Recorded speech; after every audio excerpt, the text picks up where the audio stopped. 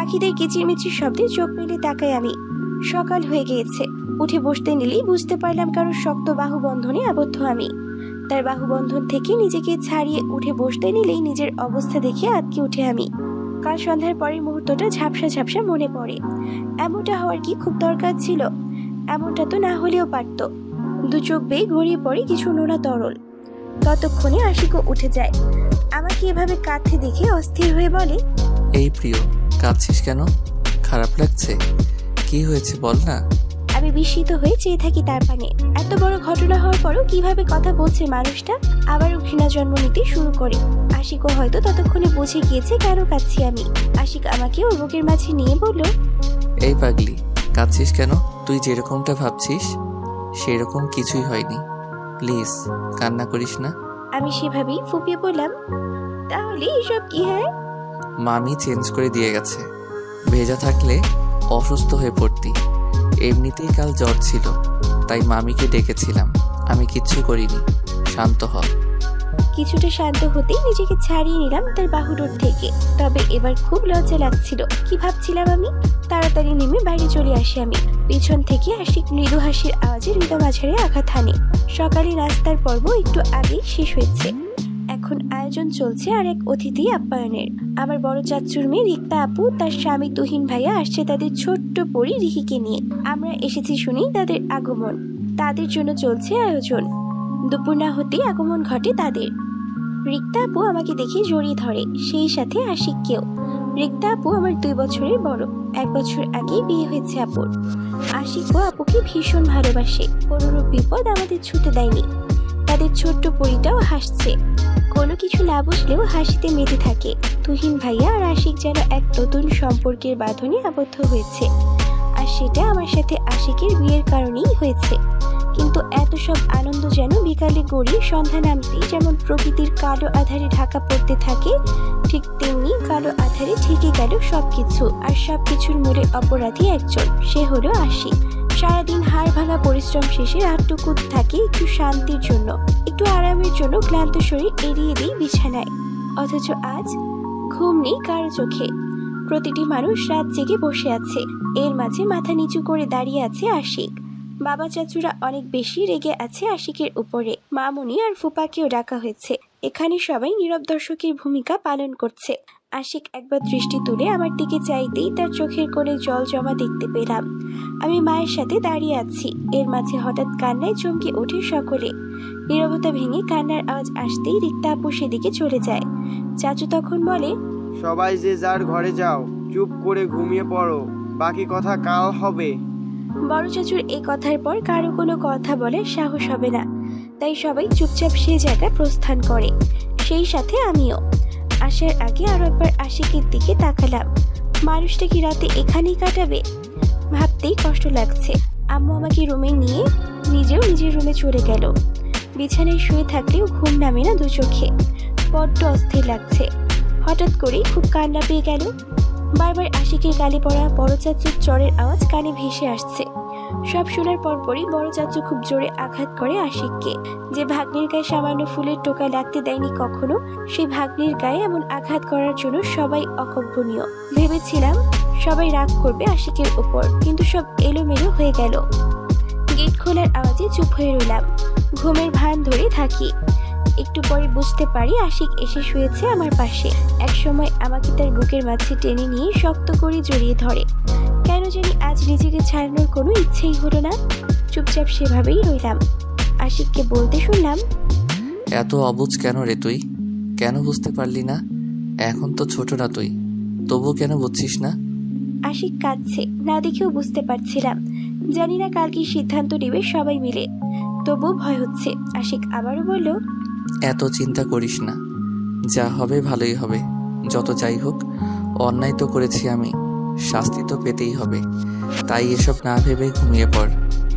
বলা শেষ হতেই আবার চুলে বিলি কেটে দিতে লাগলো। আর আমি ভাবছি আশিক বুঝলো কি করে আমি ঘুমাইনি।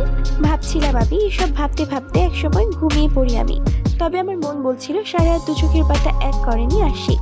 পরের দিন সকালবেলা হালকা পাতলা নাস্তা করে সবাই বসেছে আমাদের ঘরের বারান্দায়। ফুপা আর মামুনিও এসে গেছেন ততক্ষণে। সবটা শুনে মামুনি আশিকের গালে এলোপাথারি কতগুলো চড় বসালেন। আশিক একটুও শব্দ পর্যন্ত করেনি। প্রায় ঘন্টাখানেক চলল সেই বিচার, যে বিচারের ভিকটিম হলাম আমি আর অপরাধী আশিক। সিদ্ধান্ত নেওয়া হলো আমাদের বিয়ে ভেঙে ফেলা হবে, অর্থাৎ ডিভোর্স। বাবা যখন একথা বলেছিল তখন আশিক বাবার দিকে অদ্ভুতভাবে তাকিয়েছিল। হয়তো শাস্তি চেয়েছিল, তবে এরকম নয়। তার সেই করুণ দৃষ্টি একবার আমার দিকেও পড়েছিল। হুট করে আমার কি যেন হলো জানি না, সবার মাঝে বলে বসলাম, আমি ডিভোর্স চাই না। আমার কথায় আশিকের ঠোঁটের কোণে এক চিলতে হাসি দেখেছিলাম, কিন্তু বাবা আমার কথা শুনে রেগে গেলেন। রাগী গলায় আম্মিকে বললেন, আয়রা, তোমার মেয়েকে সামলাও, বেশি বুঝতে যেন না যায়। আমরা যা বলবো তাই করতে হবে ওকে। মামুনি হয়তো আমার কথায় একটু ভরসা পেয়েছিলেন। মামুনি বলল, দেখ ভাই, যা হয়েছে হয়েছে, মানছি ছেলেটা অনেক বড় ভুল করেছে, কিন্তু তাই বলে ডিভোর্স? ভাই, একটা সম্পর্ক ভাঙা যত সহজ, গড়া কিন্তু তার থেকেও কঠিন। আর একবার ভেবে দেখ, আমি জানি আমার ছেলে কেমন। প্রিয়তার কোনো ক্ষতি হবে তা কখনোই চাইবে না ও। প্রিয়তা ভালো থাকবে ওর কাছে, বিশ্বাস কর। তোর উপর বিশ্বাস আছে আমার। যেখানে তুই আছিস সেখানে প্রিয়তাকে নিয়ে একটুও চিন্তিত নই আমি। আশিককে নিয়েও ছিলাম না, অথচ ওই আমাদের সবচেয়ে বড় আঘাতটা দিল। সমাজের কাছে বদনাম হলাম আমরা। এত বছর পর কোনোভাবেই সম্ভব নয়। বাবার কথা শেষ হতেই মামুনিও চুপ করে রইল। হয়তো আর কোনো কথা খুঁজে পেল না। তবে এই পুরো ঘটনার সময় আশিক নীরব ছিল, যেন একজন জীবন্ত লাশ দাঁড়িয়ে আছে এখানে। সবসময় চঞ্চল আর নিজের শক্ত অবস্থান ধরে রাখা মানুষটার এমন নিস্তেজ হয়ে পড়া যেন মেনে নিতে পারছিলাম না। এক ছুটে নিজের রুমে চলে আসি আমি। ফোন হাতে নিয়ে তনিকে ফোন দেই। তনি ফোন রিসিভ করতেই ওকে সবটা খুলে বলি। সব শুনে ও বলে, আগে নিজে শান্ত হ প্রিয়, এরকম হুট করে কোনো ডিসিশন নিবি না। এখন সবাই রেগে আছে আশিক ভাইয়ের ওপর। এই মুহূর্তে তোর কোনো কথাই তাদের কাছে ঠিক মনে হবে না। তার 2টা দিন সময় দে সবাইকে সবটা বুঝে নিতে। পরিস্থিতি স্বাভাবিক হলে তখন তুই তোর ডিসিশন জানাবি। বিয়ে কোনো পুতুল খেলা নয় রে প্রিয়, যে এই জুড়লাম, ভালো লাগলো না, ভেঙে ফেললাম। আর আমার মনে হয় তোর আগে এই ব্যাপারে আশিক ভাইয়ের সাথে কথা বলা উচিত। উনি কি চাই সেটা জানতে হবে তোকে। তারপর দুজনে মিলে ঠিক করবি যে কি করবি। সারাটা জীবন একসাথে থাকবি নাকি ডিভোর্স দিবি। আর আমার কি মনে হয় জানিস? কি? আশিক ভাইয়া তোকে ভালোবাসে, একটু বেশি ভালোবাসে তোকে। এরকম কিছুই না। আমার মনে হওয়াটা তোকে বললাম, বাকিটা তুই বুঝে নিস। সূর্যের উত্তাপ কিছুটা কমে আসতেই আশিক চলে যায় এ বাড়ি থেকে। চলে যায় বলে ভুল হবে, অনেকটা বের করে দেওয়া হয়েছে। চলে যাওয়ার আগে অবশ্য একবার এসেছিল আমার কাছে, তবে কিছু বলেনি। নীরব চাহনিতে তাকিয়েছিল শুধু। নিজেকে অপরাধী মনে হচ্ছিল বারবার। মনে হচ্ছিল সবাইকে সত্যিটা না জানালেও পারতাম, কিন্তু নিজের উপর এই মিথ্যা অপবাদ যে সহ্য হচ্ছিল না। একদিকে মিথ্যা অপবাদ থেকে মুক্তি, অপরদিকে আশিকের এমন অবস্থা। কিছু ভালো লাগছিল না। আব্বু আর চাচুরা আমাকে আশিকের সাথে যেতে দেয়নি। শুধু যে তা নয়, আব্বু এই প্রথম আমার সামনে মাথা নত করে দাঁড়িয়ে ক্ষমা চেয়েছিল। আব্বুর এই নত মাথাও ছিল আমাকে অপরাধী করার আর এক কারণ। সবকিছু বিরক্ত লাগছিল আমার কাছে। মামনি যাওয়ার সময় আমাকে বুকে জড়িয়ে ধরে বলল, মারে, মাফ করে দিস তোর এই মামুনিকে। তোর এই মাটা তোর খেয়াল রাখতে ব্যর্থ হয়েছে রে। আশিককে তুই মাফ করবি কিনা সেটা তোর ইচ্ছা, তবে ওকে মাফ করতে পারবো না আমি। আজ ওর জন্য ভাইদের সাথে সম্পর্ক খারাপ হলো, তোর এত বড় ক্ষতিটা হলো। ওর জন্য একদিন এক মিথ্যা বদনাম বয়ে বেরিয়েছিস তুই, এখন আবার আরেক বদনাম জুড়বে তোর নামের সাথে, সেটাও ওর জন্য। কখনোই ক্ষমা করতে পারবো না, যে জন্যই করুক না কেন এই কাজটা ঠিক করেনি ও। ও আমার সাথে কথা বলতে পারতো একবার, তাও করেনি। আজ ওর জন্য সবকিছু এলোমেলো হয়ে গেল। এত কিছু হওয়ার পর কোনোভাবেই ক্ষমা পাওয়ার যোগ্য নয়, সেই সাথে আশিক তোরও যোগ্য নয়। কথায় আছে সময় ও স্রোত কারোর জন্য অপেক্ষা করে না, সে নিজের মতো বয়ে চলে। ঠিক তেমনি আমাদের সময় বয়ে চলেছে নিরন্তর। প্রায় 2 সপ্তাহ হতে চলল সেই ঘটনার। আমি এখন আমাদের বাড়িতেই আছি। ও বাড়িতে যাওয়া হয়নি আমার। হয়নি বলতে যেতে দেওয়া হয়নি আমাকে। কলেজে নিয়মিত যাচ্ছি আমি। তন্নি, মনি, হাসি, রিমন ওদের সাথে দেখা হচ্ছে প্রতিটা দিন। আমাকে খুশি রাখতে ব্যস্ত থাকে ওরা। সবকিছু থাকলেও কোথাও একটা শূন্যতা অনুভব করতে থাকি আমি। আশিকের সাথে এর মাঝে আর দেখা হয়নি আমার। জানি না মানুষটা কেমন আছে। সবার কাঠিন্য রূপ ঠিক কতটা সহনীয় তার জন্য জানতে ইচ্ছা হয় খুব। তবু কোথাও থাকা একটা কিন্তু সবকিছু আটকে দেয়। আবিরের সাথে মাঝে মাঝে কথা হলেও তেমন একটা ভালো লাগা কাজ করে না। আগে যে মানুষটার মাঝে নিজের সব সময় ভালোবাসা দেখতাম, সেই মানুষটার সবকিছু সেরকম থাকলেও মনে হয় কিছুই নেই। হয়তো তনির কথাই ঠিক, তবে এর মাঝে আবিরের পাগলামি আগের থেকেও বেড়ে গেছে। যেদিন শুনেছে বাসার সবাই আমাদের ডিভোর্সের কথা ভাবছে, সেদিন থেকে আবির উঠে পড়ে লেগেছে আমি যেন ডিভোর্স দেই। ও ভালোবাসে আমাকে, আমিও জানি, তবু কিছুতেই নিজেকে স্থির রাখতে পারছি না। আজ ক্লাস শেষ করে বাইরে আসতে অনাকাঙ্ক্ষিত একটি মানুষকে দেখতে পেলাম। গাড়ির সাথে ঠেস দিয়ে দাঁড়িয়ে আছে, দৃষ্টি আশেপাশে ঘুরে বেড়াচ্ছে। সেই দৃষ্টিতে কাউকে এক পলক দেখার তৃষ্ণা যেন। তার দৃষ্টি আমাকেই পড়তে এক পলকের জন্য তার দৃষ্টিতে দৃষ্টি পড়ে আমার। সে এগিয়ে আসে আমার দিকে, যত কাছে আসছে বুকের মাঝে যেন ঝড় বয়ে যাচ্ছে আমার। সে কাছে আসতেই হাসি মনি ওরা তাকে সালাম দিয়ে ভালো মন্দ জিজ্ঞেস করে। সেই মলিন হাসি দিয়ে তার জবাব দেয়। তনি আমাকে কিছু কথা বলে বিদায় নেয়। ওরা চলে যেতেই মানুষটা ক্ষীণ কণ্ঠে বলে, আমার সাথে একটু আসতে পারবি? কিছু কথা ছিল। আমি নীরবে সম্মতি দিতেই সে আমার হাত ধরে সাবধানে রোড ক্রস করে গাড়িতে নিয়ে বসিয়ে নিজেও উঠে পড়ে। গাড়ি চলতে থাকে, তার দিকে পূর্ণ দৃষ্টি মেলে তাকাই আমি। চোখ দুটো ফুলে আছে, তার চোখে নিচে কালি জমেছে, সেই সাথে চেহারাটাও মলিন। নিজের যত্ন নেওয়ার কথা হয়তো ভুলেই গেছে মানুষটা। সবসময় পরিপাটে থাকা মানুষটা আজ একদম এলোমেলো। এভাবে দেখার কিছু হয়নি, আমি ঠিক আছি। হঠাৎ আওয়াজে চমকে উঠে আমি, তার দিকে তাকিয়ে অন্যত্র দৃষ্টি সরিয়ে নেই। কিছুটা রাগী গলায় বলি, দেখতেই পারছি কতটা ঠিক আছো। আমার কথায় হালকা হাসি ফুটে ওঠে ওনার গালে। সেই হাসি বজায় রেখেই বলল, বউয়ের মতো অধিকার দেখিয়ে কথা বলছিস, ভালোই লাগছে। বউ? আসলেই কি তাই? মানুষটার বউ আমি। আমাদের বিয়ে হয়েছে 2 সপ্তাহ হয়ে গেছে। এর মাঝে কখনোই এমন ভাবে কথা বলা হয়নি। আজ তার মুখে বউ ডাকটা শুনি লজ্জাবতী লতার মতো নিয়ে গেলাম। আর কোনো প্রত্যুত্তর না করে বাইরে তাকিয়ে রইলাম। প্রকৃতির এক অপরূপ সৌন্দর্যের নাম হলো সমুদ্র। সমুদ্রের স্বচ্ছ নীল জলরাশি যেন মুহূর্তেই মনকে আনন্দিত করে তোলে। সমুদ্রের এপার থেকে ওপারে তাকালে দেখা যায় ছবির মতো ছোট ছোট সুন্দর বাড়িঘর, যার প্রায়টাই তৈরি হয়েছে রঙিন টিন দ্বারা, যা দেখতে অপরূপ লাগে। আমাদের বাসা থেকে অনেকটা দূরেই এই সমুদ্র। দূর হলেও একসময় সপ্তাহে 2বার 1বার আসা হতো এখানে। আশিকি নিয়ে আসতো আমাকে আর রিক্তা আপুকে। অনেকটা সুখময় সময় কাটাতাম এখানে। সেই ঘটনার পর আর আসা হয়নি এখানে। আজ 2 বছর পর আবারও এখানে এসে পুরনো স্মৃতিগুলো মনের ক্যানভাসে ভেসে ওঠে, সবগুলোই মধুর স্মৃতি। আমি চলে যাচ্ছি প্রিয়তা। আশিকের একথাই চমকে উঠে তাকাই আমি। মানুষটা সমুদ্রের উত্তাল ঢেউয়ের দিকে তাকিয়ে আছে। আমার ভাবনা জুড়ে তখন একটা কথাই ঘুরছিল, কোথায় যাবে? আশিক হয়তো বুঝেছিল আমি তার দিকে তাকিয়ে আছি। সে আমার দিকে ফিরে আবারও বলল, বাইরে চলে যাচ্ছি, এবার আর হয়তো ফেরা হবে না। যদি বেঁচে থাকি তাহলে আল্লাহ চাইলে কোনো এক সময় হয়তো আবারও দেখা হতে পারে। আমি আশিকের দিকে নিষ্পলক চেয়ে আছি। সমুদ্রের উত্তাল ঢেউ যেন আমার অন্তরে আছড়ে পড়ছিল। অদ্ভুত এক অনুভূতি শিরায় শিরায় বয়ে চলছিল। এই অনুভূতির সাথে পরিচিত নই আমি। কষ্ট হচ্ছে, খুব কষ্ট হচ্ছে, জানি না কেন। এর আগেও যখন গিয়েছে তখন তো বিন্দুমাত্র খারাপ লাগেনি, তাহলে এখন কেন? আশিক আমার অবস্থা বুঝতে পারছিল কিনা জানি না, তবে তাকে অনুভূতি শূন্য মনে হচ্ছিল।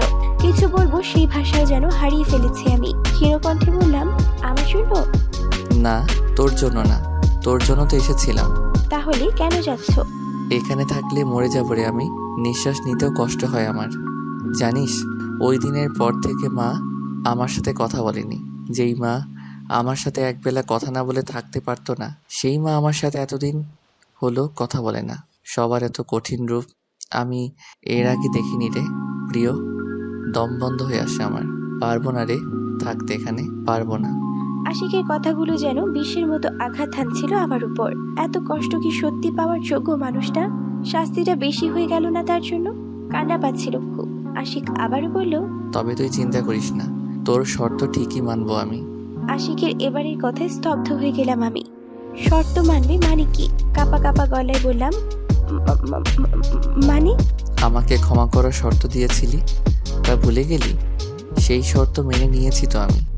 এখন বুঝতে পারছি কেন সেদিন সবাই আমাদের ডিভোর্সের কথা বলার পরও চুপ ছিল আশিক। তার কারণ যে আমি তাকে দেওয়া 2টি শর্তের একটি হলো সবাইকে সব সত্যিটা জানানো, আর অন্যটি হলো তারা যে শাস্তি দেবে তা মেনে নেওয়া। আর তাদের দেওয়া শাস্তি হলো আমাদের ডিভোর্স। তার মানে আশিক ডিভোর্স দিতে রাজি। ভীষণ কান্না পাচ্ছিল আমার। হুট করেই জড়িয়ে ধরি আশিককে, খুব শক্ত করে জড়িয়ে ধরি। জানি না কেন করেছি এমন, তবে কিছুটা হলেও ভালো লাগা অনুভব করতে পারছিলাম। আশিক সেভাবেই ঠায় দাঁড়িয়ে রইল। আমাকে জড়িয়েও ধরলো না, আবার আমাকে নিজের থেকে ছাড়িয়েও নিল না। আমি কাঁদতে কাঁদতে বললাম, আমি ডিভোর্স চাই না, চাই না আমি। পাগলামি করিস না প্রিয়তা, এটা পাগলামির সময় না। বোঝার চেষ্টা কর, সবাই আমাদের ডিভোর্সের পক্ষে। তোকেও জোর করে বিয়ে দেওয়া হয়েছিল, রাজি ছিলি না তুই। তোর তো খুশি হওয়ার কথা, তুই কেন কাঁদছিস? জানি না, কিচ্ছু জানি না, বাট আমি খুশি হতে পারছি না। আমার কষ্ট হচ্ছে, ভীষণ কষ্ট হচ্ছে। 2 দিন পর সব ঠিক হয়ে যাবে, সব ভুলে যাবি। আমি আশিককে ছেড়ে ওর চোখে চোখ রেখে বললাম, তুমি চাও আমাদের ডিভোর্স হোক? আমার চাওয়া না চাওয়ায় কিছু হবে না, যা হওয়ার তা হবেই। সেটা আমরা চাইলেও হবে, না চাইলেও হবে। আশিক দেখাতে চাইলেও ওর কষ্টগুলো যেন অনুভব করতে পারছিলাম আমি। কি করে এতটা শান্ত থাকতে পারছে মানুষটা? সেই সাথে নিজের উপর রাগ হচ্ছিল খুব। কেন খারাপ লাগছে আমার, কেন কষ্ট পাচ্ছি আমি? সত্যি তো আমার তো খুশি হওয়ার কথা, তাহলে কেন হচ্ছি না আমি? যে মানুষটার জন্য এতগুলো দিন মিথ্যা অপবাদের বোঝা বয়ে বেড়ালাম, সেই মানুষটার জন্য কেন কষ্ট হচ্ছে আমার? কেন কেন কেন? ভিতর থেকে চিৎকার করলেও তার আওয়াজ বাইরে এলো না। শুধু রেগে গিয়ে আশিককে বললাম, তুমি কি আমাকে এগুলো বলার জন্য এখানে নিয়ে এসেছো? হ্যাঁ, বলতে পারিস। এখন তো বলা শেষ হয়েছে, দিয়ে আসো আমাকে। বলেই চলে যেতে নেই। আশিক পিছন থেকে হাত ধরে একটানে নিজের সাথে মিশিয়ে নেয়। এবার খুব শক্ত করে জড়িয়ে ধরে আমাকে, যেন ছেড়ে দিলেই হারিয়ে যাব আমি। আশিকের হৃদস্পন্দনের তীব্র আওয়াজ আমার হৃদয়ে যেন আঘাত হানছিল। নিজের হৃদস্পন্দনের আওয়াজ যেন নিজেই শুনতে পাচ্ছিলাম। যত সময় গড়াচ্ছে আশিকের হৃদস্পন্দনের গতি বৃদ্ধি পাচ্ছে। এরই মাঝে আশিকের বলা কিছু কথা আমার হৃদয়ে ঝড় তুলল। তোকে ছাড়া থাকতে খুব কষ্ট হবে রে আমার। এভাবে বেঁচে থাকার চেয়ে মরে যাওয়া বোধ হয় ভালো। দোয়া করিস যেন আমার মৃত্যুটা তাড়াতাড়ি হয়, খুব তাড়াতাড়ি। আশিকের থেকে নিজেকে ছাড়িয়ে নিলাম। উল্টো দিকে ফিরে বললাম, আর তুমিও দোয়া করো যেন আমার মৃত্যুটা এখনই হয়। প্রিয়তা চুপ, এসব কথা যেন আর কখনো না শুনি। শোনার জন্য তুমি থাকছো এবার কোথায়? হ্যাঁ। আশিক আবারও আমাকে জড়িয়ে নেয়। এবার আর কিছু বলে না, আমিও আর কিছু বলি না। বেশ অনেকটা সময় কেটে যাওয়ার পর আশিক বলে, এই পাগলি, কাল সকালে চলে যাচ্ছি আমি। যাওয়ার আগে শেষবারের মতো কিছু চাইবো তোর কাছে, দিবি? আমি আশিকের বুক থেকে মাথা তুলে বলি, কি? এখন থেকে কাল সকাল পর্যন্ত আমার হয়ে থাকবি। এই সময়টা একান্তই আমার হবে, থাকবি আমার বউ হয়ে, শুধু কাল সকাল পর্যন্ত। কয়েক মুহূর্ত পার হয়ে যাওয়ার পর আমার তরফ থেকে কোনো উত্তর না পেয়ে আশিক আবারও বলল, থাক, এত ভাবতে হবে না, চল তোকে বাসায় দিয়ে আসি। আশিক আমাকে নিয়ে যেতে নিলেই আমি বলি উঠি, আমি রাজি। সবকিছু ভেবে বলছিস? মাথা নিয়ে ফেলি আমি। আশিক আমাকে জড়িয়ে ধরে রেখে মাথায় হাত বুলিয়ে দেয়, তবে তার চোখের কোণে এক চিলতে হাসি আমার চোখে এড়ায় না। আশিক বলল, তাহলে কিন্তু তোকে আমার ফ্ল্যাটে যেতে হবে, যাবি ওখানে? আমি মাথা হেলিয়ে সম্মতি জানাতে আশিক মৃদু হেসে আমার হাত ধরে নিয়ে যেয়ে গাড়িতে বসায়। গাড়ি চলতে থাকে। গন্তব্য আশিকের নিজস্ব ফ্ল্যাট। এটা সেই ফ্ল্যাট যেখানে থেকে আমাদের কাহিনী শুরু হয়েছিল, যেখানে থেকে উলটপালট হয়ে গিয়েছিল আমার জীবন। আজ আবারও সেখানে যাচ্ছি, তবু মনের মাঝে কোনরূপ ভয় কাজ করছে না, বরং নিজেকে আরো বেশি নিরাপদ মনে হচ্ছে। আজ না আছে মনে বাবা মা কি বলবে তার ভয়, না আছে ডিভোর্সের চিন্তা, আর না আছে কাল কি হবে তার চিন্তা। 2 ঘন্টা জার্নির পর আমরা সেখানে পৌঁছাই। গাড়ি থেকে নামার সময় একবার চোখ বুলিয়ে নেই। সবটা আগের মতোই আছে, ভিতরের পরিবেশটাও আগের মতোই আছে। সবটা আমার পছন্দের জিনিসে সাজানো। 3টা বেডরুমে, একটা ডাইনিং রুম, একটা ড্রয়িং রুম আছে ফ্ল্যাটটিতে। ড্রয়িং রুমের ওয়ালে আমার আর আশিকের একটা ছবি বড় করে ফ্রেমে বাঁধাই করা। ছবিটা আমি যখন ক্লাস 6-এ পড়ি তখন ওঠানো। সেদিন ছিল পহেলা বৈশাখ। বাড়ির সব মেয়েই সেদিন লাল পাড় সাদা শাড়ি পরেছিল, আমিও পরেছিলাম। আশিকও আমাদের সাথে মিলিয়ে পাঞ্জাবি পরেছিল। ছোট কাকার ছবি তোলার শখ ছিল। আমরা তখন একে অপরকে কোনো এক কারণে মারামারি করেছিলাম। তখন ছোট কাকা ছবিটা তুলেছিল। ছবির ক্যামেরার ফোকাসের লাইট আমাদের উপর পড়তেই দুজনে চমকে একে অপরের দিকে তাকিয়েছিলাম। সেই সময় ছবিটাই আশিক বড় করে বাঁধিয়ে এনেছিল, যা সব সময় নিজের কাছে রাখতো। হয়তো গত 2 বছরও সাথে ছিল তার। প্রিয়তা, হঠাৎ ডাকে চমকে উঠে আমি। আশিকের দিকে তাকাতেই সে হাসি মুখে বলল, রুমে যে ফ্রেশ হয়ে নে, আমি খাবার রেডি করি। কিছু তো খাসও নি। আমি সম্মতি জানিয়ে চলে আসতে নিলেই থমকে যাই। কোন রুমে যাব আমি? আশিকের বেডরুমে, নাকি যে রুমে 2 বছর আগে ছিলাম সেই রুমে? পিছনে ফিরে দেখলাম আশিকও আমার দিকে তাকিয়ে আছে। হয়তো আশিকও দেখতে চাই আমি কি করি। আর কিছু না ভেবে আশিকের বেডরুমে চলে আসি আমি, কারণ আমি এখন এখানে প্রিয়তা কিংবা আশিকের মামাতো বোন হিসেবে আসিনি, এসেছি আশিকের স্ত্রী হিসেবে। তাই আশিকের রুমটাই আমার হবে। রুমে ঢুকে ডোর দিতে গিয়ে আশিকের হাসি মাখা মুখটা দেখতে পেলাম। সারাদিন নিজের উত্তাপ দেওয়ার পর নিজেকে লুকিয়ে নিয়েছে সূর্যটা, সেই সাথে প্রকৃতিতে নেমে এসেছে নতুন রং। চারদিক আলোকিত হয় রং বেরঙের রশ্মিতে। সেই আলোক রশ্মির মাঝে আশিকের বেডরুমের সাথে লাগোয়া বারান্দায় বসে আছি আমরা দুজনের হাতে আশিকে বানানো কফি। তাতে একটু একটু চুমুক দিচ্ছি আর একে অপরের দিকে তাকাচ্ছি। আশিকের কাছে মুহূর্তটা কেমন লাগছে জানা নেই আমার, তবে আমার কাছে অদ্ভুত লাগছে। এর মাঝে বাসা থেকে অনেকবার ফোন দেওয়া হয়েছে, তবে তা আমি রিসিভ করিনি। আম্মুর কাছে শুধু আমি ঠিক আছে লিখে মেসেজ করে দিয়েছিলাম, তারপরই ফোন অফ করে রেখেছি। এভাবে পার হয়ে যায় সন্ধ্যার সময়টুকু। তবে সময় যত ঘনিয়ে আসছে মনের মাঝে অস্থিরতা যেন বেড়ে চলেছে। কাল কি হবে তা ভাবতে পারছি না। ঘড়ির কাঁটা বলছে এখন রাত 9টা। আশিক আমাকে একটা শপিং ব্যাগ হাতে দিয়ে বলল, এটা তোর জন্য, আজকের জন্য। আমি ব্যাগটা নিয়ে রুমে চলে আসি। ব্যাগের ভিতর খুব সুন্দর একটা শাড়ি, বেগুনি রঙের একটা জর্জেটের শাড়ি। বুঝতে বাকি থাকে না এটা আজ রাতের জন্য, তাই শাড়িটা পরে নেই।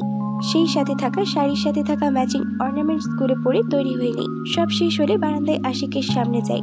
আশিক এক পলক আমার দিকে তাকিয়ে দৃষ্টি সরিয়ে নিলেও আবার ফিরে তাকায়। কতক্ষণ আমার দিকে তাকিয়ে থাকে জানা নেই। হুট করেই কোলে তুলে নেয় আমাকে। আশিক আমাকে ওভাবেই কোলে করে ছাদে নিয়ে আসে। আসার পুরো সময়টা ছিলাম তার বুকে মুখ লুকিয়ে। ছাদে আসার পর চারপাশটা দেখতেই থমকে যাই আমি। সবটা খুব সুন্দর করে সাজানো, চারপাশে বিভিন্ন রঙের লাইট, ফুল আর লাভ শেপের বিভিন্ন রঙের বেলুন দিয়ে সাজানো। এর মাঝে ছোট একটা টেবিলে সাজানো হয়েছে বিভিন্ন রকমের খাবার, যা সবটাই আমার পছন্দের। আশিক আমার হাত ধরে নিয়ে সেই টেবিলের সামনে নিয়ে যায়। সেখানে একটা কেক রাখা। হুট করে কোথা থেকে সফট মিউজিক বেজে ওঠে। আশিক তখন আমার সামনে হাঁটু গেড়ে বসে একটা রিং বের করে আমার সামনে এগিয়ে দেয় আর বলল, I love you Priyata, I love you so much. ঠিক কতটা ভালোবাসি তোকে তা বোঝাতে পারবো না আমি, শুধু জানি ভালোবাসি তোকে, ভালোবাসি ভালোবাসি ভালোবাসি। হবি আমার প্রিয়সী, তোর আশিক ভাইয়া না, তোর জন্য শুধু আশিক হতে চাই আমি। দিবি আমাকে সেই সুযোগ, বিশ্বাস কর, আর একটু কষ্ট পেতে দেব না তোকে। আমি কি বলবো সেই সময় সত্যি বুঝে উঠতে পারছিলাম না। আমার মনে হচ্ছিল কেউ আমার কণ্ঠনালী চেপে ধরে রেখেছে, যেন কোনো শব্দই বের হচ্ছিল না। চোখ দিয়ে বয়ে চলছিল অবিরাম ধারায় কিছু নোনা তরল। নিজের শরীর যেন তখন বেইমানি করছিল আমার সাথে। চিৎকার করে কিছু বলতে গিয়েও পারছিলাম না আমি। শুধু আস্তে করে নিজের হাতটা এগিয়ে দিয়ে মাথা হেলিয়ে সম্মতি জানাই। আশিক আবার সম্মতি পেয়ে তার হাতের রিং আমার আঙুলে পরিয়ে দেয়। হাতের উপর তার উষ্ণ ছোঁয়া পড়ে। উঠে আমার কপালেও নিজের ওষ্ঠদয় ছুঁয়ে দেয়। সেই সাথে খুব শক্ত করে জড়িয়ে ধরে চিৎকার করে বলে, ও হে আমার প্রিয়সী, ভালোবাসি, খুব ভালোবাসি। নিজের হাতে খুব যত্ন করে খাইয়ে দেয় আমাকে। খাওয়ার পর্ব শেষ হতেই আশিক আবারও আমাকে কোলে তুলে দেয়। তার ওষ্ঠদয়ে ফুটে আছে মৃদু হাসি। আগত সময়ের কথা ভাবতেই লজ্জায় কুঁকড়ে যাই আমি। মুখ লুকাই তার বুকে। সে আমার কপালে তার ওষ্ঠদয়ে কোমল ছোঁয়া দিয়ে নিচে নেমে আসে। নিচে নেমে আমাকে আশিকের বেডরুমে কিংবা যে রুমে আমি ছিলাম তার কোনোটাতেই নিয়ে যায় না, বরং তৃতীয় রুমে নিয়ে আসে। রুমে ঢুকেই আরো বিস্মিত হই আমি। মোমবাতির মৃদু আলোয় সারা ঘর আলোকিত হয়ে আছে। ফ্লোরে জুড়ে ছড়িয়ে আছে বেলুন, চারপাশে ফুল দিয়ে সাজানো। বেডটাও খুব সুন্দর করে সাজানো। বেডের মাঝে গোলাপের পাপড়ি ছড়িয়ে লাভ শেপ করা আছে। সব মিলিয়ে এক রোমাঞ্চকর পরিবেশ তৈরি হয়েছে। এসব দেখে নিজেকে আরো গুটিয়ে নিই আমি। আশিকের বুকের মাঝে নিজেকে লুকাতে ব্যস্ত হই আমি। আশিক মৃদু হেসে বলে, পছন্দ হয়েছে? সবটা তোর মনের মতো করে সাজিয়েছি আমি, তোর পছন্দের ফুল দিয়ে। হয়েছে পছন্দ? জানি না আমি। আমার উত্তরে আশিকের হাসিটা আগের থেকেও চড়া হয়, যা না দেখেও বুঝতে পারছিলাম। আজ কেন যেন মানুষটাকে একটু বেশি বুঝতে পারছিলাম আমি। আশিক আমাকে খুব সাবধানে বেরিয়ে শুয়ে দেয়। সময় তো গড়াতে থাকে, মনের মাঝের অস্থিরতা যেন বাড়তে থাকে, নিঃশ্বাসের গতি বাড়তে থাকে। সারা শরীরে রন্ধ্রে রন্ধ্রে বয়ে চলে এক অদ্ভুত অনুভূতি। ভালো লাগা, অস্থিরতা আর এক সহনীয় সুখের রাজ্যে গভীরে তলিয়ে যেতে থাকি আমরা। খুব শক্ত করে জড়িয়ে নিই মানুষটাকে।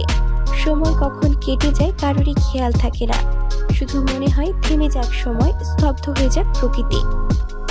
সকালের প্রকৃতি থাকে শান্ত নির্মল। কর্মব্যস্ত মানুষ ছুটে চলে তাদের কর্মক্ষেত্রে।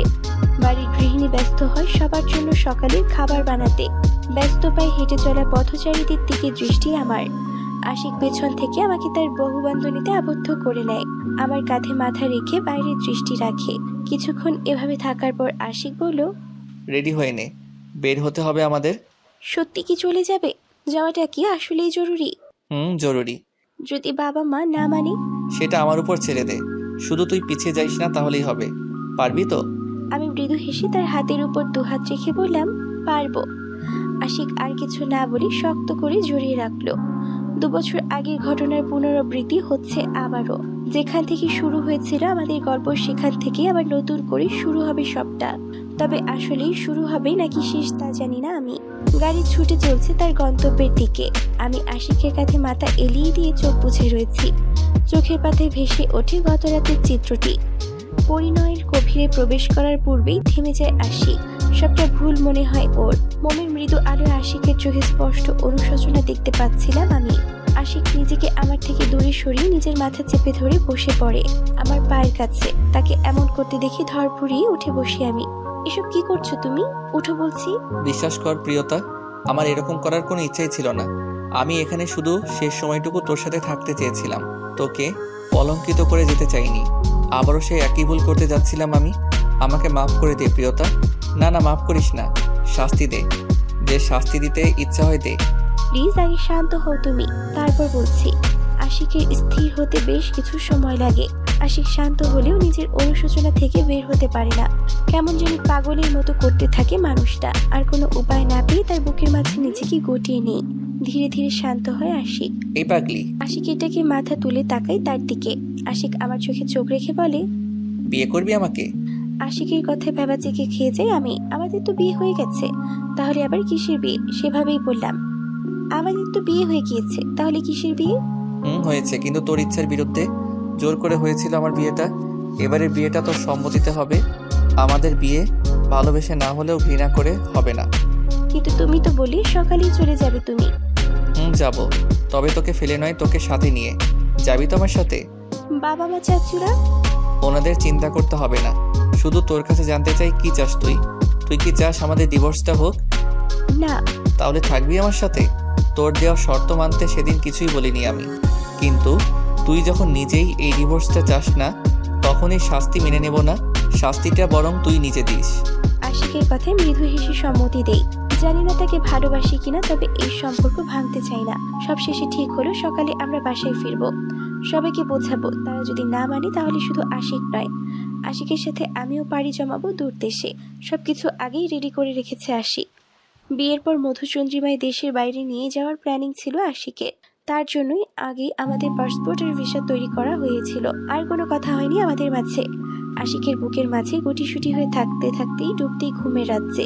এই প্রিয়তা, হঠাৎ তাকে চমকে ওঠে আমি। চোখ পেলে তাকাতেই আশিক বলল, ওর চলে এসেছি আমরা। এত ঘুম কাতরে কবে হলি তুই? নেমে আয়, এসে পড়েছি তো। আশিকের কথা শেষ হলে আমাকে গাড়ি থেকে নামায়। আমাদেরই বাড়ি এটা। ভেতরের দিকে যাওয়ার সময় কেমন একটা ভয় হচ্ছিল। ভিতরে ঢুকে বুঝতে পারি গাড়ির আওয়াজে বাসার সবাই অনেকেই বাইরে চলে এসেছে। আমাকে আশিকের সাথে দেখি সবাই রেগে যায়। আমি এসে আমার গালে একটা চড় বসিয়ে দেয়। কোথায় ছিলে সারা রাত? আশিক ভাইয়ের সাথে ছিলাম। 2 বছর আগেও এই পরিস্থিতিতে পড়েছিলাম আমি। তখনও যা বলেছিলাম এখনো তাই বলি। আমার কথা শুনে আমি আমার গালে আরো একটা থাপ্পড় দিয়ে বলল, এজন্য তোকে এত ভালোবেসে বড় করেছিলাম, আমাদের মুখে কালি দেওয়ার জন্য? আমির কথা শেষ হতেই বাবা গম্ভীর কণ্ঠে আম্মিকে বলে, আয়রা, তুমি ওকে ভিতরে নিয়ে যাও। আমি বাবার কথার উপর কখনোই কোনো কথা বলিনি, এমনকি বাবার কোনো কথার অবাধ্য হয়নি। আজও তার ব্যতিক্রম হলো না। আমাকে জোর করে নিয়ে যাওয়ার সময় হাতে টান পড়ে। পিছনে ফিরে দেখি মানুষটা অসহায় চোখে তাকিয়ে আছে আমার দিকে। তার হাতের মুঠোয় আমার হাত। আমি তা দেখে জোর করে ছাড়িয়ে নিয়ে ভিতরে চলে যাই।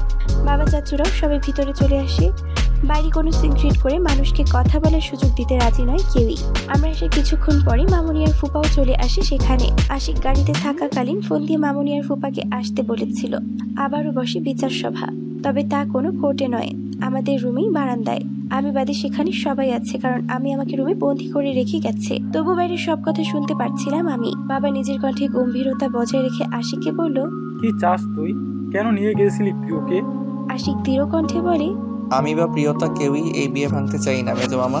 দুজনের কেউই ডিভোর্স চাই না। আশিকের কথায় বড় চাচু আশিকের গালে থাপ্পড় বসিয়ে দেয়। থাপ্পড়টা জোরেই লেগেছিল, তা বুঝতে অসুবিধা হলো না। আরেকটা থাপ্পড় দিতে গেলেই, থাম ভাই, ওকে মেরে কিছুই হবে না, অমানুষ হয়ে গিয়েছে ও। তারপর আশিককে উদ্দেশ্য করে বলল, তুই ভাবলি কি করে এত কিছু হওয়ার পরেও তোদের একসাথে রাখবো? আমার মেয়ে কোনো খেলনা নয় যে ওকে নিয়ে খেলবি তুই। আর রইলো ওর ডিভোর্স না দেওয়ার কথা। তুইও যদি তোকে ডিভোর্স না দিতে চাইতো, তাহলে তোর শক্তিটা আমাদের সামনে আনতো না। আমার মেয়েটা তোর জন্য এতগুলো দিন কষ্ট পেয়েছে।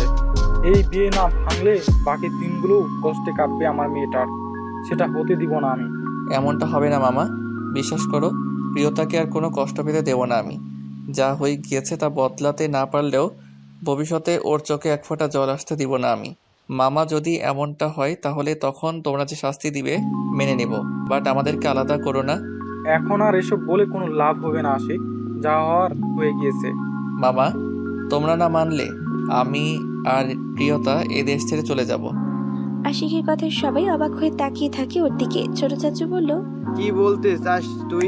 ঠিকই বলেছি মামা, তোমরা না মানলে এছাড়া আর কোনো উপায় নেই আমাদের কাছে। প্রিয়তা তোকে বলেছে ও তোর সাথে যাবে?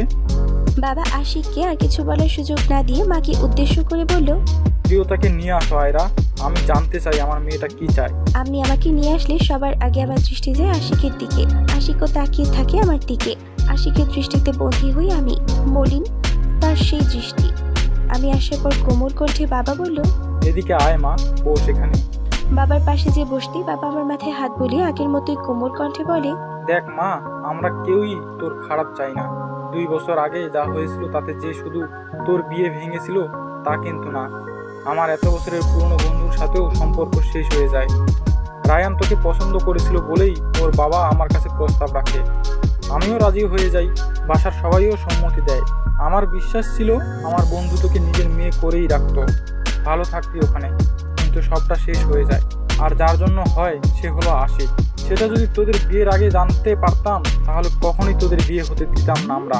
আশিককে ছোট থেকে বড় করেছি, চোখের সামনে ছেলেটাকে হেসে খেলে বড় হতে দেখেছি তোর প্রতি ওর ভালোবাসা, তাই আর তোদের বিয়েতে অমত করিনি। কিন্তু এখন সবটা জানার পর আমরা কেউই চাই না তোদের একসাথে রাখতে। এমন না যে তোর খারাপ চাই, তাই আমাদের ইচ্ছা তোর উপর চাপিয়ে দেব না। তুই কি চাস সেটা জানতে চাই, তুই যেটা চাইবি সেটাই হবে। তবে কিছু চাওয়ার আগে সব ভেবে দেখবি। আশিক বলল তুইও নাকি বিয়েটা ভাঙতে চাস না, এমনকি আমরা রাজি না হলে নাকি আমাদের ছেড়ে এই দেশ ছেড়ে ওর সাথে চলে যাবি।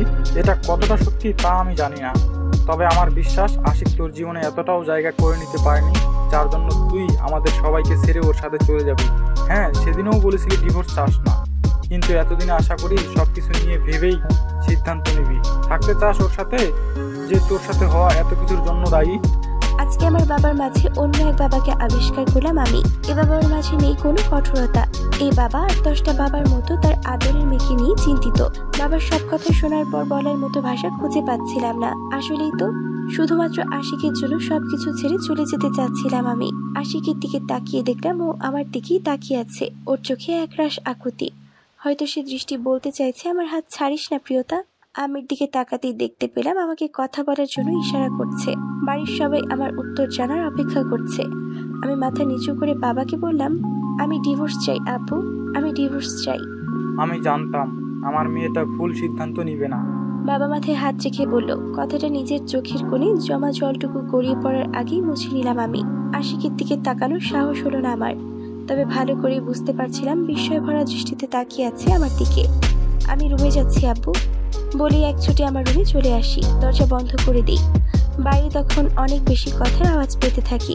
হয়তো আশিক সবাইকে বোঝাচ্ছে, কিন্তু এখন যে আর কিছু করার নেই আশিকের। বাবা চাচুরা কেউই আর মানবে না ওর কথা। সে পথ যে আমি বন্ধ করে দিয়ে এসেছি। দরজার করাঘাতের আঘাতে নিজেকে স্থির করে নেই। চোখ মুখ ভালো করে মুছে দরজা খুলে দেই। দরজা খুলতেই আশিক ভিতরে এসে ডোর লক করে দেয়। তারপর আমাকে খুব শক্ত করে জড়িয়ে ধরে। তার হৃদস্পন্দনের তীব্র আওয়াজ আমার হৃদয়ে ঝড় তুলছিল। বুঝতে বাকি নেই মানুষটার জন্য নিজের মনের মাঝেও সুপ্ত অনুভূতির সৃষ্টি হচ্ছে। কথায় আছে, সৃষ্টিকর্তা বিয়ে নামক সম্পর্কে নিজে থেকেই বরকত ঠেলে দেন। দুটি মানুষের অদৃশ্য এক মায়ায় বেঁধে দেন। ফলে না চাইতেও একে অপরের প্রতি ভালোবাসার সৃষ্টি হয়, যা হয়তো আমাদের মাঝেও হচ্ছিল। কিন্তু এই মায়ের বাঁধন কি চিরস্থায়ী হবে? কিছু সময় পার হতেই আশিক আমাকে ধাক্কা মেরে নিজের থেকে ছাড়িয়ে নিয়ে রেগে বলল, কেন করলি এমন প্রিয়? কেন পিছিয়ে গেলি? কেন বিশ্বাসঘাতকতা করলি আমার সাথে? কারণ আমি আবিরকে ভালোবাসি, তোমাকে না। আমার কথায় থমকে যায় আশিক। হয়তো বিশ্বাস হয় না আমার কথা। সে বলল, মিথ্যা বলছিস তুই। এমন হলে কাল ওসব কি ছিল? আমি আশিককে রাগী গলায় বললাম, ভুল ছিল, ভুল। আবেগ ছিল আমার। তোমার কথার মায়া জালে পড়ে আবেগে ভেসে গিয়েছিলাম, আর কিচ্ছু না। আর তুমি আমার সাথে যা করেছো তারপর ভাবলে কি করে তোমার সাথে থাকবো আমি? আমার উত্তরে আরও রেগে যায় আশিক। আমার সামনে এসে আমার কাজ ঝাঁকিয়ে বলে, যদি নাই থাকবি তাহলে কাল কেন কাছে আসতে দিয়েছিলি? কেন গিয়েছিলি আমার সাথে? কেন বলেছিলি থাকবি আমার সাথে? কেন বলেছিলি ডিভোর্স চাস না তুই? বল কেন করলি? বললাম তো আবেগ ছিল আমার। আর 2 বছর আগে তুমি যেমন আমার বিশ্বাস ভেঙেছিলে, আমিও তাই করেছি, আর কিছু না। আমার কথায় আশিক স্তব্ধ হয়ে যায়। শব্দ যেন তার কণ্ঠনালীতেই আটকে যায়। করুণ কণ্ঠে বলল, প্রতিশোধ নিলি? মনে করো তাই। আমার কথায় নিজের মাথা ধরে বেডে বসে পড়ে আশিক। আমি আগের মতোই দাঁড়িয়ে থাকি। আশেপাশে তাকিয়ে নিজের রাগ সংবরণ করতে চাইলো আশিক। তারপর কিছু একটা ভেবে হুট করে উঠে আমাকে ধরে বলে, মামি তোকে এসব বলতে বলেছে তাই না? এখানে আসার পর শুধু মামি তোর সাথে কথা বলেছে, আর কেউ একা কথা বলেনি? তোকে মামি কিছু বলেছে তাই না রে?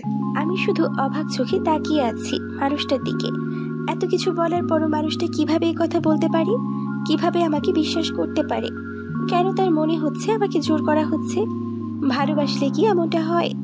কোনোটার উত্তর নেই আমার কাছে। তবে মনে হলো মন বলছে হ্যাঁ হয়। আমি আগের মতো করে বললাম, এত কিছু জানি না, শুধু এতটুকু জেনে রাখো আমি যেতে পারবো না তোমার সাথে। আশিক শুধু অবাক চোখে চেয়ে থাকে।